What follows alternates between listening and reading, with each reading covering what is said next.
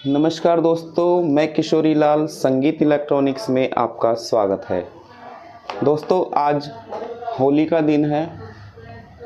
संगीत इलेक्ट्रॉनिक्स की ओर से आप सभी को होलिका दहन की बहुत बहुत शुभकामनाएं।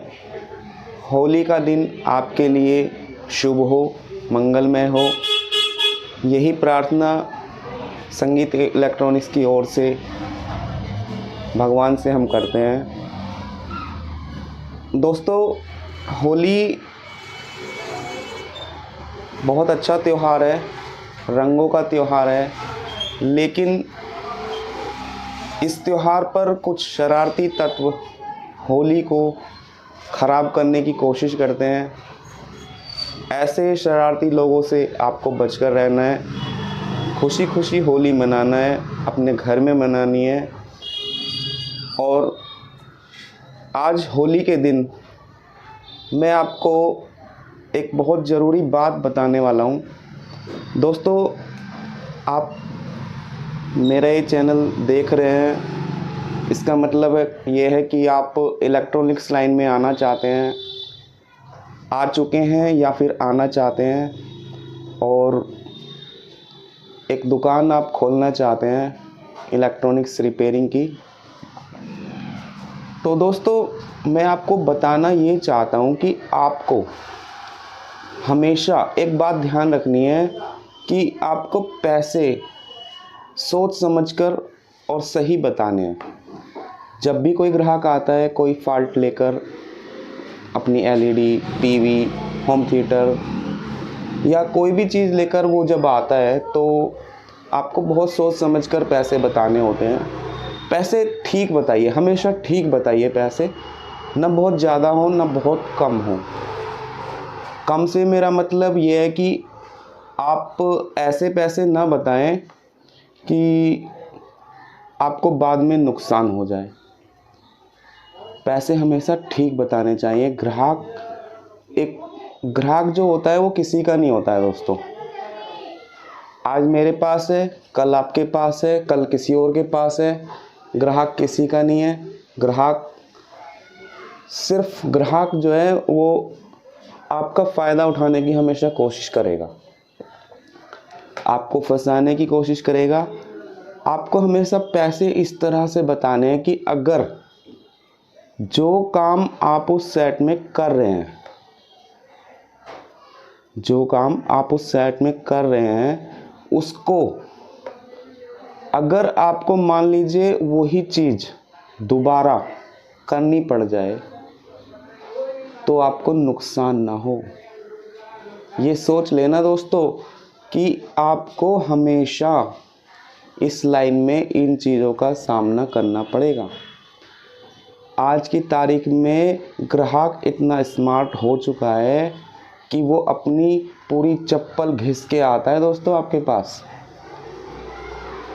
आपने कभी ध्यान दिया हो तो, अगर आप कोई शॉप चला रहे हैं तो आपने ध्यान दिया होगा, तो आप देखेंगे कि आपसे वो सवाल पूछता है, मेरा होम थिएटर है, उसमें ये हो गया है, उसमें ये हो गया है, कितने पैसे लग जाएंगे, क्या होगा। पहली बात तो आपको जब तक आपके पास में सामान नहीं आ जाए, यानी कि वो होम थिएटर के बारे में पूछ रहा है या एलईडी के बारे में पूछ रहा है या टीवी के बारे में कुछ पूछ रहा है, तो जब तक वो सामान आपके पास नहीं आ जाए, आप अपनी आँखों से उस फॉल्ट को नहीं देख लो, तब तक आपको पैसे नहीं बताने हैं। कोशिश यही करनी है।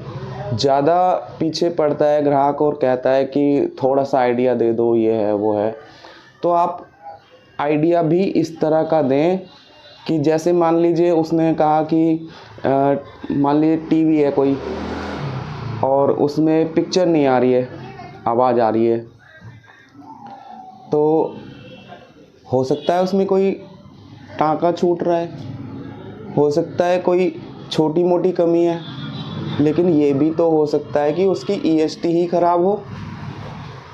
तो आपको एक सुई से लेकर और लास्ट तक सोच लेना है। इस बीच आपको सोच लेना है कि आपको पैसे किस हिसाब से बताने हैं। कई बार ऐसा होता है कि व्यू शॉर्ट हो गया, जो व्यू होता है ईएसटी के पास लगता है वो शॉर्ट हो गया और आपने उसे उसके हिसाब से ही पैसे बता दिए ग्राहक को, लेकिन जब आपने व्यू डाला तो व्यू उड़ गया। आपने अच्छे से लगाया था लेकिन व्यू ख़राब हो गया। अब आपको क्या करना पड़ेगा, फिर से आप एक व्यू लगाओगे, लेकिन उसको लगाने से पहले आप चेक करोगे कि ये व्यू उड़ा क्यों। तो उड़ा क्यों उसको पता लगाने के लिए आपको पीएफ वगैरह चेक करने पड़ेंगे या ईएसटी को देखना पड़ेगा। ये फॉल्ट या तो पीएफ से होता है या फिर ईएसटी से होता है। अब अगर ईएसटी ख़राब निकल गई ऐसे स्थिति में तो आपको ईएसटी लगानी पड़ जाएगी, क्योंकि आपने जो पैसे बताए इसी फॉल्ट के तो बताएं कि उसमें पिक्चर नहीं आ रही है। तो दोस्तों इसलिए मैं आपको कह रहा हूँ कि सोच समझकर हमेशा पैसे आपको बताने हैं, नीचे से और ऊपर तक देखते हुए। आपको कभी भी कम पैसे नहीं बताने हैं, ठीक है।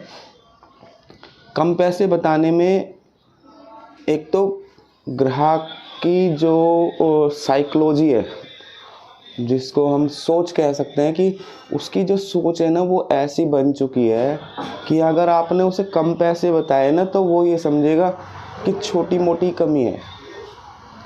चाहे आप उसमें एसटी ही डाल देना उस समय, अगर आपने उसमें कम पैसे बताए उसको और उस कम पैसे में ही आपने ईएसटी डाल दी, तो उसकी सोच यही रहेगी कि इसमें कोई छोटी मोटी कमी होगी।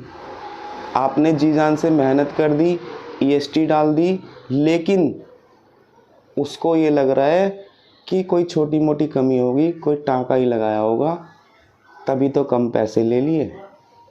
तो दोस्तों आपको हमेशा पैसे अच्छे बताने हैं।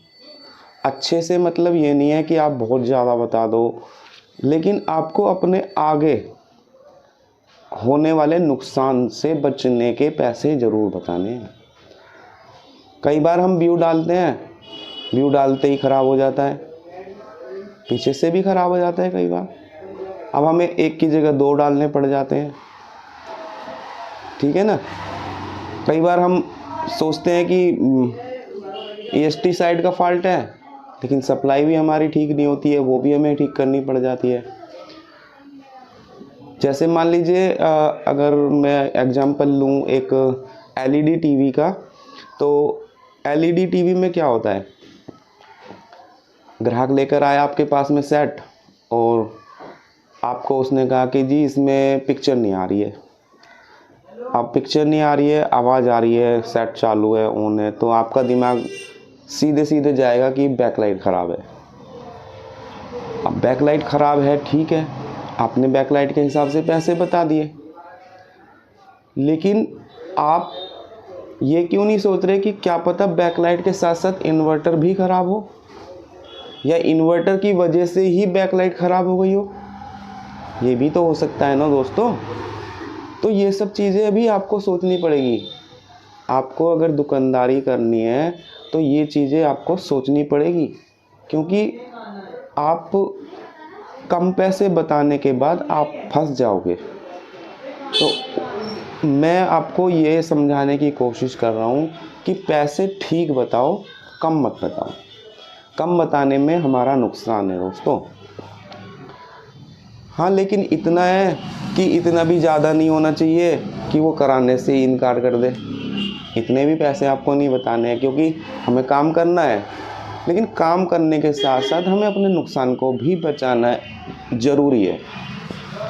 नुकसान बचाना बहुत ज़रूरी होता है दोस्तों, क्योंकि हम यहाँ कमाने के लिए बैठे हुए हैं। हम ये नहीं है कि हम उसको गंवाने के लिए बैठे हुए हैं, हम तो कमाने के लिए बैठे हैं। तो जब कमाने के लिए बैठेंगे और हम नुकसान पर नुकसान झेलते जाएंगे तो हमें क्या फ़ायदा होगा दुकान करने का। तो इसलिए बहुत ज़्यादा चतुर चालाक ग्राहक से बात करने का तरीका भी आपको आना चाहिए। ये भी बहुत ज़रूरी है दोस्तों, क्योंकि आपने काम सीख लिया, काम सीखने के बाद आपने दुकान खोल ली, लेकिन अगर आपको ग्राहक से बात करना नहीं आया, अगर आप ग्राहक से बात करने में सक्षम नहीं है, उसको संतुष्ट करने में सक्षम नहीं है, तो दोस्तों आप दुकानदारी नहीं कर सकते हैं। ग्राहक आपके पास में जब भी आएगा तब आएगा जब आप उसे बिल्कुल अच्छी तरह से उसके मन को संतुष्ट कर देंगे, अपने काम से भी और अपनी बातों से भी। तो ये आपको सोचना पड़ेगा दोस्तों कि आपको बहुत कुछ आपकी बातों पर डिपेंड करता है आपकी दुकानदारी।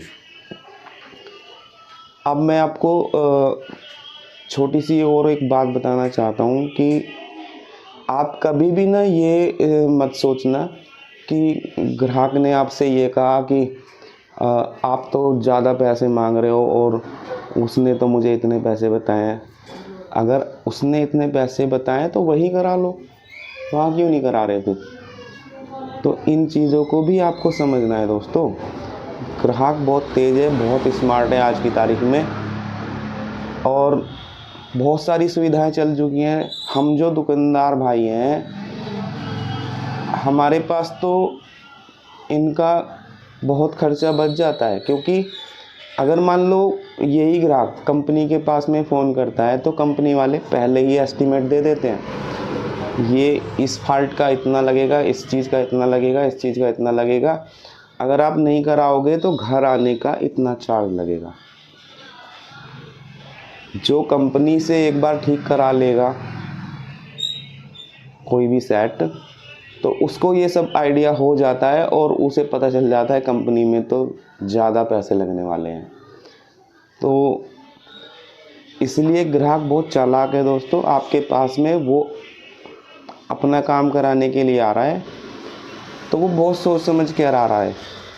हमेशा आप इस बात का ध्यान में रखें ना कि आप ज़्यादा चालाक हो, लेकिन ग्राहक आपसे भी ज़्यादा चालाक है।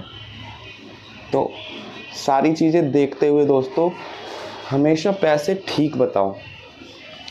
इसी के साथ अगर आपको मेरी ये बात अच्छी लगी हो, ठीक लगी हो, तो आज की वीडियो यहीं ख़त्म करते हैं। एक बार फिर से आपको होलिका दहन की बहुत बहुत शुभकामनाएं। अगर वीडियो अच्छी लगी हो तो वीडियो को लाइक करें, चैनल पर नए हैं तो चैनल को सब्सक्राइब करें, बेल आइकॉन को प्रेस करें, किसी दोस्त को वीडियो शेयर भी करें